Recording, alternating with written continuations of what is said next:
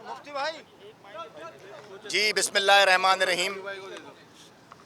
सबसे पहले तो मैं आप तमाम मीडिया के दोस्तों का शुक्रिया अदा करता हूं कि आप आज यहाँ तशरीफ़ लाए। आपको याद होगा कि चंद दिन कबल कराची में एक बहुत तेज़ बारिशें हुई और कराची में तमाम सड़कें ब्लॉक हो गई थीं और मोहतरम वज़ीर आज़म साहब के पास एक ख़बर पहुँची कि जी कराची की मेन शहराएँ बंद थीं, लेकिन ग्रीन लाइन बस जो वफाक ने एक बड़ा खूबसूरत इंफ्रास्ट्रक्चर बना के दिया है, ग्रीन लाइन बस जो है वो ऑपरेशनल थी। तो मुझे मोहतरम वज़ीर आज़म साहब ने हिदायत की कि आप ग्रीन लाइन को विज़िट करें, लोगों से मिलें, इसको और ज़्यादा मज़ीद बेहतर कैसे बनाया जाए लोगों से पूछें, मैनेजमेंट में क्या क्या इश्यूज़ आ रहे हैं, बसेस की तादाद बढ़ानी है और फिर उसके साथ साथ क्योंकि ये मैं समझता हूँ कि 30 अरब रुपए का एक बड़ा शानदार फेडरल गवर्नमेंट ने इंफ्रास्ट्रक्चर और पूरी ग्रीन लाइन, ये पहली फंक्शनल BRT थी कराची के लिए, कराची के आवाम के लिए, और अब उसको हम मज़ीद 5.5 अरब रुपए मज़ीद देकर इसको एक्सटेंड कर रहे हैं। 1.8 किलोमीटर 3 नई स्टेशंस बन रही हैं और हम इसको कैपरी से जामा कलात तक लेके जा रहे हैं। ये मैं समझता हूँ कि इसमें कराची के लोगों को और फ़ायदा होगा और मुस्तफ़ीद होंगे कराची की आवाम। तो जब मोहतरम वज़ीर आज़म साहब के पास ये ख़बर पहुँची कि जी फेडरल गवर्नमेंट ने जो एक बड़ा शानदार एक BRT ग्रीन लाइन प्रोजेक्ट बनाया है और वहाँ पे पानी नहीं खड़ा होता और वहाँ पे वो फंक्शनल रहता है, तो उन्होंने कहा कि आप जाएं और विज़िट करें। तो मैं इस सिलसिले में यहाँ आज हाज़िर हुआ हूँ और मैंने यहाँ के पैसेंजर से मुलाकात की है। कराची की आवाम इतनी बेहतरीन international facilities, state of art stations और बसेस बहुत खुश हैं। उन्होंने कहा, दुआएं दी, बुज़ुर्गों ने दुआएं दी हैं, माँओं बहनों ने दुआएं दी हैं कि ये एक बहुत ही शानदार जो है वो मंसूबा है, प्रोजेक्ट है, जिससे कराची के लोग मुस्तफ़ीद हो रहे हैं। मैं आपको बताता चलूं कि ये मार्च 2025 तक फेडरल गवर्नमेंट के इदारे Pakistan infrastructure development company limited के हवाले था। उसके बाद 10 मार्च 2025 को बड़ी स्मूथली वफाक से ये इसकी मैनेजमेंट जो है वो दिल्ली की जो मैनेजमेंट है वो हमने सूबाई हुकूमत के हवाले की है। ये मैं समझता हूँ कि एक बहुत बड़ा ज़बरदस्त कोऑर्डिनेशन का मिसाल है between federal government and provincial government. और मैं सिंध मास ट्रांजिट अथॉरिटी जिनके हवाले अभी मार्च से हमने ये दिया है, इनको हम अप्रिशिएट भी करते हैं कि इन्होंने इतने ज़बरदस्त एफ़र्ट्स किए हैं कि इसमें मार्च 2025 तक डेली 52,000 लोग ट्रैवल करते थे। जो डेली की ट्रैवलिंग थी, लोगों की तादाद थी, डेली यूज़र्स थे ग्रीन लाइन के, वो 52,000 थे। अब वो 72,000 से क्रॉस कर गए हैं और मुझे अभी डायरेक्टर साहब ने बताया है कि 82,000 तक डेली की राइडरशिप पहुंच गई है। उसकी कई और वजूहात भी हैं, क्योंकि साइड पे जो चंची रिक्शे चलते थे या और ट्रैफिक को मुतासर करने वाली चीज़ें थीं, सूबाई हुकूमत ने वो ख़त्म की हैं और उसके से मैं समझता हूँ कि एक बहुत बड़ा लोगों को रिलीफ़ मिला है। लेकिन लोगों ने मुझे आज सबसे बड़ी जो शिकायत की है वो ये है कि इसमें रश बहुत ज़्यादा है, यूज़र्स अभी भी ज़्यादा हैं, लोग बिल्कुल जो हैं उसमें, हालांकि इसकी डिज़ाइन जो है ये याद रखना चाहिए कि इंटरनेशनली इसमें बैठने की तादाद कम होती है। ज़्यादातर ये बसें पूरी दुनिया में खड़े होकर लोग इस्तेमाल करते हैं, ये लोग इसमें पैसेंजर्स खड़े होते हैं, लेकिन उसके बावजूद मैंने देखा है कि वाकई बहुत ज़्यादा रश है। और हर आने वाली गाड़ी में तकरीबन 5 गाड़ियों का वेट करता रहा हूँ।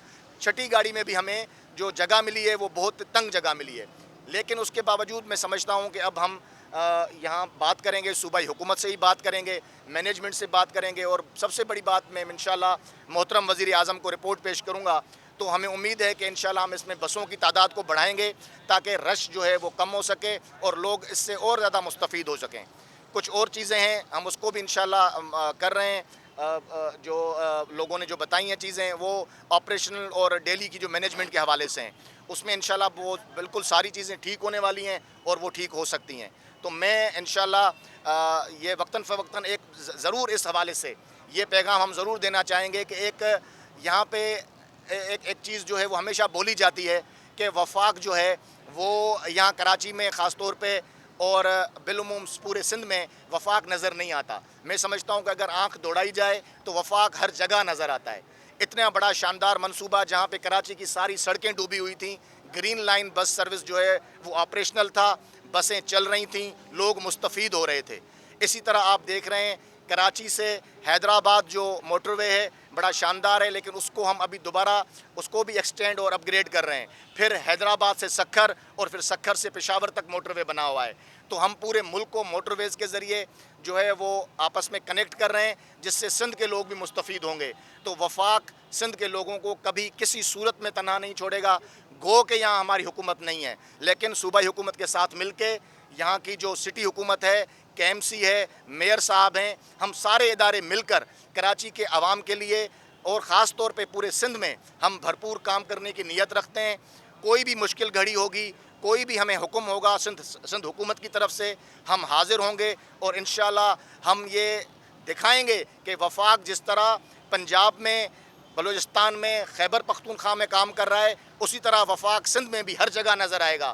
ابھی 11 ارب روپے کی ہم نے یہاں پہ سوئی سدرن گیس کمپنی کے ذریعے جو ہے وہ پائپ لائنز کی ریپیئرنگ اور نئی پائپ لائنز بچھانے کا کام شروع کیا ہوا ہے، وہ بھی کراچی میں.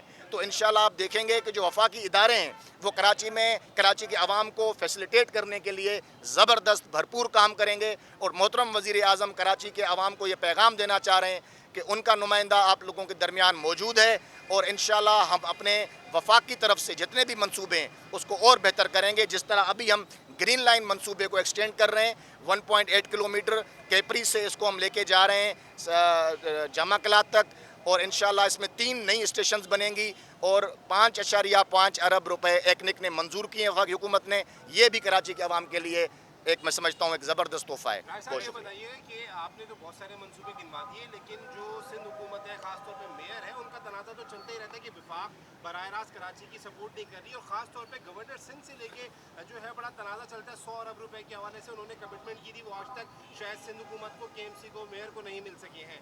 دوسرا یہ بھی بتائیے کہ آپ بہت زمانوں بعد ہی صحیح لیکن تشریف لائے وفاق کے نمائندے کی حیثیت سے، لیکن جو وفاق کا نمائندہ ہے گورنر سندھ، انہوں نے آج تک کسی منصوبے پہ کوئی پریس کانفرنس نہیں کی. ان کے حوالے سے ان کے پاس کوئی انفارمیشن نہیں ہوتی. وہاں پہ کانسرٹس ہو رہے ہوتے ہیں، دیگر پروگرام گورنر ہاؤس میں.